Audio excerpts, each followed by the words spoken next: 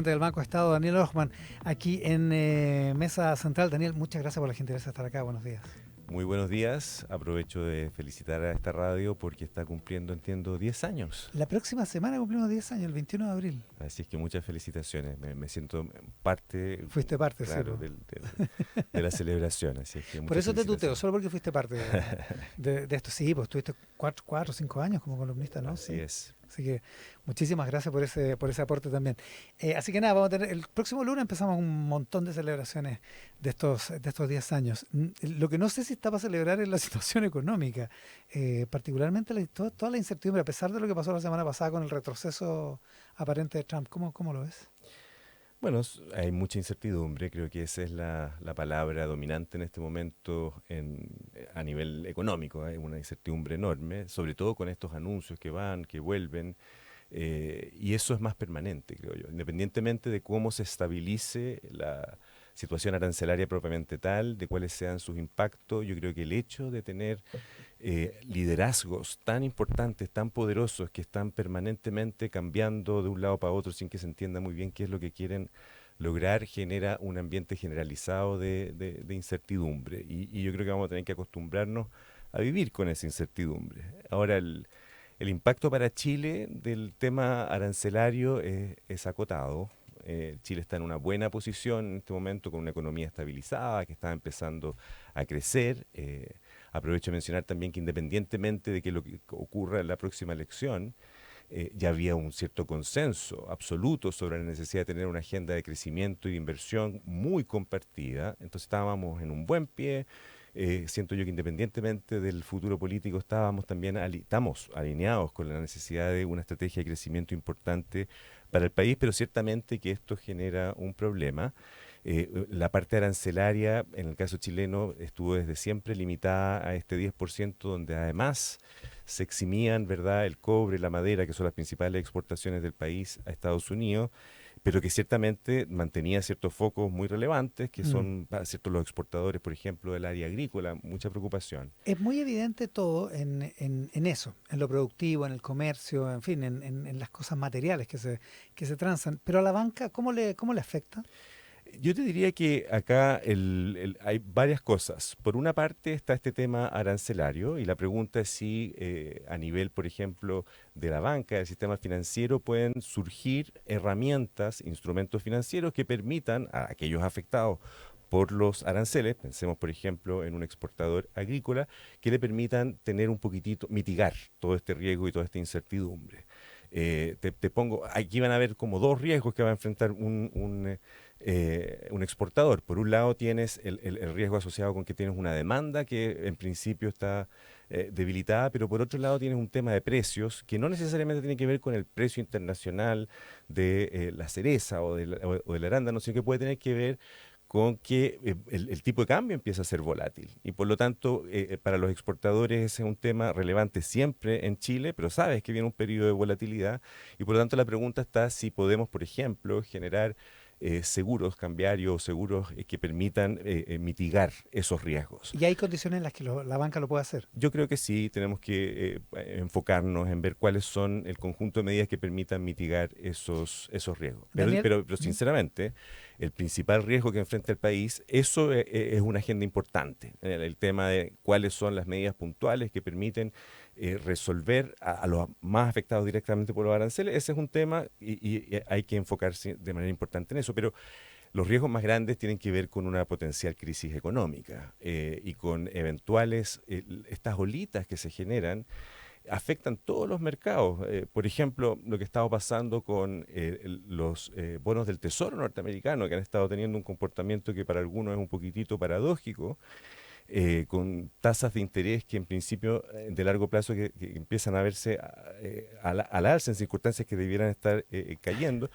Yo creo que estructuralmente van a caer, pero la verdad es que se genera toda esta incertidumbre y eso genera, estas olas financieras pueden generar también caídos financieros, ya. no en Chile, sino que afuera. Y ya sabemos, estas crisis financieras son complejas. Entonces yo creo que si bien el tema arancelario es un foco importante que se puede mitigar con políticas públicas y que hay que abordar, los principales problemas más complejos que pueden surgen de un problema en la demanda agregada, de un problema asociado con una crisis económica más global y eventualmente con el canal financiero. Y ahí entonces la pregunta es cómo lo hacemos para mitigar esos riesgos, que son riesgos mucho más altos. Dejemos reservado cómo lo hacemos. Eh, ¿Podría ser esto una crisis financiera similar a la del 2008, a la crisis subprime? Yo espero que no, pero la verdad es que estamos en un escenario de incertidumbre. Por ahora, si tú ves las revisiones que han existido para el crecimiento del país y cosas y las expectativas de inflación son relativamente bajas. O sea, por ahora, y de hecho, si es que este fuese el final de la historia, probablemente el impacto sería relativamente bajo. El problema es la incertidumbre que hay Mm. y que esto Esta sensación de que no es el final de la historia. exactamente, que no sabemos Mm. qué es lo que va a pasar y que tenemos, por otro lado, estos liderazgos que son impredecibles y que tienen un impacto global. Entonces, finalmente, esa incertidumbre es la que yo creo que hay que... y yo, francamente, siempre soy de esa filosofía oriental que cree que las crisis son oportunidades. Y yo siento que esto es una oportunidad en el contexto chileno actual, porque mira, si tú te fijabas, las columnas antes de que se desatara esta guerra arancelaria iban por cómo tenemos que enfrentar en el próximo gobierno, ¿verdad?, nuestra estrategia de crecimiento. Y en parte tenía que ver esta visión de que, bueno, en 6 meses más hablamos de cómo resolvemos el problema más estructural del país, porque se preveía que en un año electoral es difícil tener una agenda de consensos, una agenda que permita avanzar en temas país, porque está muy complejo todo, qué sé yo.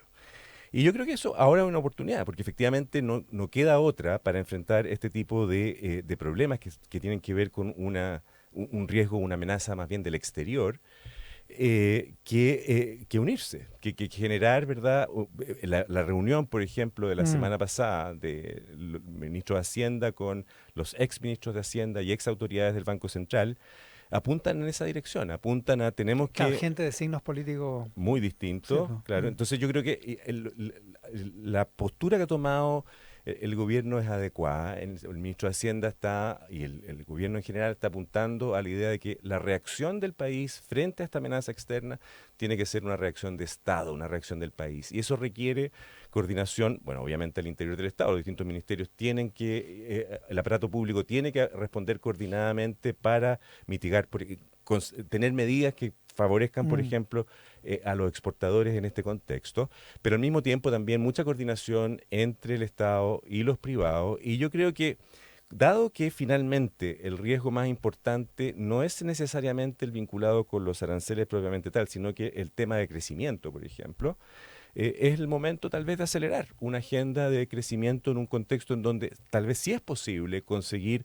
consensos que en otro contexto tal vez se hubiese postergado algunos meses. Ya, ahí hay una oportunidad y tú te concentrarías en eso y no en los remedios, por decirlo así. Yo me concentraría en las dos cosas. Yo creo que es necesario tener mitigantes y medidas que permitan resolver, enfrentar, ¿verdad?, los riesgos vinculados con el alza de aranceles, especialmente en ciertos sectores como el agrícola y otros que son los más afectados, y al mismo tiempo de acelerar una agenda de inversión y de crecimiento que permita que tengamos un horizonte distinto. Si tenemos una crisis internacional y eso amenaza el crecimiento y eventualmente el empleo y otras cosas, si nosotros actuamos de manera rápida, abrimos mercados que no estaban abiertos, si generamos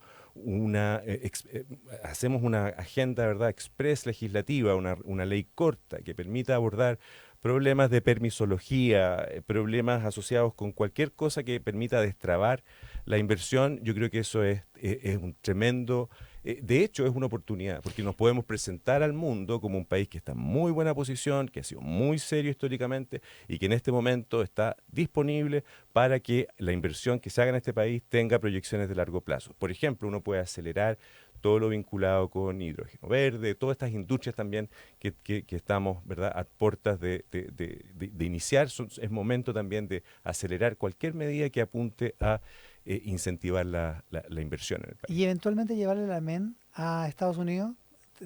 Te lo pregunto porque hay una preocupación respecto de los plazos los plazos y toda clase de regulaciones que se están aplicando, por ejemplo, a los centros de datos.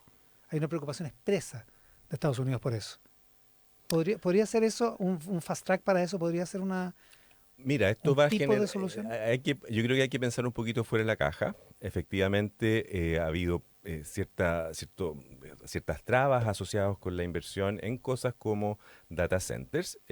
Al país tiene una infraestructura a todo esto digital privilegiada en términos de fibra óptica, que está como una conectividad que es comparable a las mejores del mundo, y por lo tanto ciertamente que eso es un ámbito en que uno podría, Hay ventaja ahí. claro, uno podría acelerar los trámites. Pero más que llevarle el amén a Estados Unidos, aquí la guerra principal es una guerra que cada vez va adquiriendo un poquitito más de foco, sobre todo a partir de las exenciones o de las excepciones que se han hecho a los aranceles la semana pasada. Y en donde claramente el problema acá es fundamentalmente entre Estados Unidos y China. Ah, Y nosotros, claro, podemos tener buenos oficios y buena diplomacia económica y acelerar ciertas medidas que efectivamente le sirvan eventualmente a Estados Unidos, pero tampoco podemos descuidar el hecho de que nuestro principal socio comercial es China. Por lo tanto, tenemos que tener activamente una posición de mucho balance, de mucha serenidad, en donde si es que efectivamente salen o surge la posibilidad de hacer negocios nuevos con Estados Unidos, muy bien, pero también si es que surgen con otros países, como por ejemplo con India y eventualmente también con China, también. Entonces yo creo que el país tiene que también mantener esa neutralidad activa, de que efectivamente nosotros somos un país abierto y tenemos muchos socios comerciales y tenemos que fortalecer esos mercados externos y estos mercados externos pueden ser Estados Unidos, pero también puede ser China y puede ser India y puede ser la región. ahora, a diferencia del 2008, parece que no tenemos la misma espalda. Está el músculo, pero la espalda no está tan sólida como para que el Estado meta plata a la economía de manera contracíclica, digamos. Yo te diría que tenemos un sistema financiero bien capitalizado, eso lo puedo decir con Ujú. conocimiento de causa. Eh, por lo tanto, sistema financiero que tiende a deprimirse cuando hay incertidumbre. En el caso del banco, por ejemplo, el banco ha tenido en los últimos años un rol estabilizador. Ha habido, cuando hay una recesión, la banca tiende, ¿verdad?, a contraerse, a restringir un poquitito el acceso a financiamiento. El banco ha tenido un rol que va en el sentido contrario. Por ejemplo, el año pasado el, eh, el banco creció en su financiamiento en términos reales un 2,1% contra un mercado que cayó un 1,2% y que viene cayendo hace un tiempo.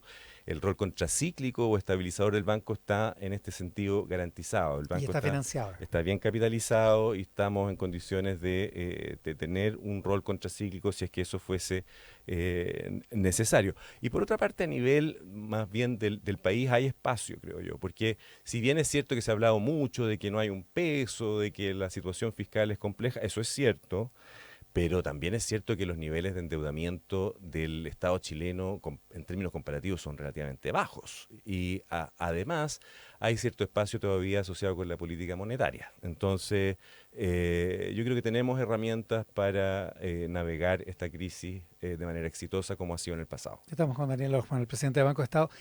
Una más sobre esto. Evelyn Matei decía el otro día que Donald Trump no tiene idea de economía por, el, por las medidas proteccionistas y todo eso. Eh, no se entiende mucho lo que está haciendo. Yo creo que cuando uno escucha el discurso, cuando uno escucha a los asesores de Trump, es muy difícil entender lo que están haciendo. No sé si sabe o no de economía, pero por lo menos los economistas no entienden lo que está haciendo. Así es que esa sería mi manera polite de decirlo. En fin, aquí hay un tema bien de fondo que tiene que ver con una cierta guerra en un mundo que empieza a ser multipolar, en donde Estados Unidos no quiere dejar de perder su liderazgo y hay ciertas áreas como el área digital, los semiconductores, todo lo que tiene que ver con chips, los procesadores, en donde hay una guerra declarada y ese probablemente es uno de los focos fundamentales, el foco De tecnológico. hecho, una guerra que empezó hace años, en el primer periodo de Trump. Ya, hay que mantener la calma. Mantener la calma, pero eh, sin prisa pero sin pausa, pero con activar una respuesta coordinada, una respuesta de Estado que permita acelerar la inversión y mitigar los riesgos asociados con estas definiciones. ¿Debería la política profesional volver a revalorizar la austeridad que nos caracterizó en los primeros 20 años de la democracia? Yo creo que más que la austeridad, hay en Chile una regla fiscal que ha resultado ser extremadamente provechosa para la reputación del país, para ordenar también todo lo que tiene que ver con gasto público, y lo que yo creo que hay que hacer es simplemente mantener esa regla, eventualmente remozarla un poquitito, pero yo creo que tenemos ahí una tradición que hemos respetado y que hay que seguir Hay que mantenerla. mantenerla, sí. Daniel Ojman, el presidente del Banco Estado, esta mañana aquí en Mesa Central. Daniel, muchas gracias por la gentileza. Bueno, gracias a ustedes. Solamente mencionar que el banco este año está cumpliendo 170 años, que tuvimos un año... 170 años. 170 años, porque somos herederos de la Caja de Crédito Hipotecario del año 1855, que ha sido un año tremendamente provechoso. El banco tuvo un año récord en términos de crédito hipotecario, créditos verdes, de aporte al fisco, y estamos proyectando... Ganó plata, le entregaron al fisco 1.300 millones, ¿no? Así es, y estamos proyectando las bases del futuro con mucha innovación, con una plataforma de startups muy potente, que estamos también muy orientados ahora con un proyecto nuevo de digitalización que se llama RootPay, que esperamos sea la primera super app bancaria de este país, que creemos que es la continuación de la cuenta Root en el mundo digital. ¿Cómo se llama? RootPay. RootPay ya está disponible, la estamos abriendo de a poquitito para la gente con cuenta Root, y creemos que va a ser una súper herramienta para las personas, pero también para las empresas, para la digitalización de la economía chilena. Ya, para que no digamos después que nadie dijo, el banco le aportó al fisco 1.300 millones de dólares este año, el 2024. Fue el aporte récord de la historia del banco al fisco. Con razón vino tan orondo Daniel Ojman. Muchas gracias, Daniel. Muchas gracias, Iván, y felicitaciones. Muchas gracias. El presidente del Banco Estado, Daniel Ojman, esta mañana aquí en Mesa Central. Pausa y volvemos.